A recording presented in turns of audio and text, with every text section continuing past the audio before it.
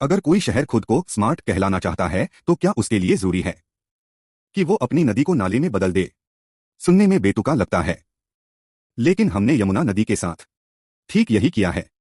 यमुना कोई साधारण नदी नहीं है। यही नदी है जिसने दिल्ली को जन्म दिया, जिसने इसे जिंदा रखा। लेकिन आज जब यमुना दिल्ली से गुजरती है तो वो नदी जैसी नहीं दिखती।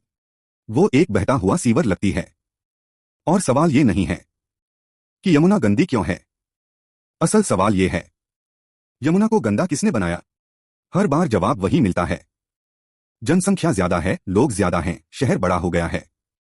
लेकिन शहर बढ़ने से नदियां नहीं मरती, नदियां मरती हैं जब सिस्टम फेल हो जाता है।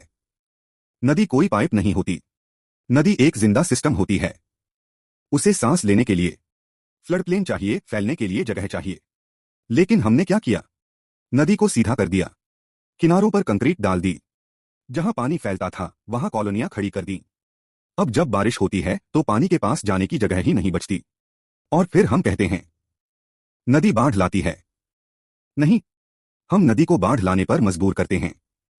दिल्ली रोज करोड़ों लीटर गंदा पानी पैदा करती है, जिसका बड़ा हिस्सा बिना ट्रीटमेंट के सीधे यमुना में चला जाता है। और उसी गंदे पानी के किनारे खड़े होकर हम दीप जलाते हैं, पूजा करते हैं और उसे पवित्र कहते हैं। क्या हमारी आस्था इतनी अंधी हो चुकी है कि जहर भी हमें साफ दिखने लगे? ये गंदगी यहीं नहीं रुकती, ये जमीन में उतरती है, बोरवेल में जाती है, खेतों तक पहुंचती है। जो जहर हमने नदी में डाला वही घूमकर हमारी थाली में लौट आता है।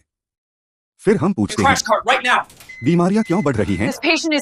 यमुना को आज भी बचाया जा सकता है, लेकिन पोस्टर से नहीं, नारों से नहीं, एक्शन से।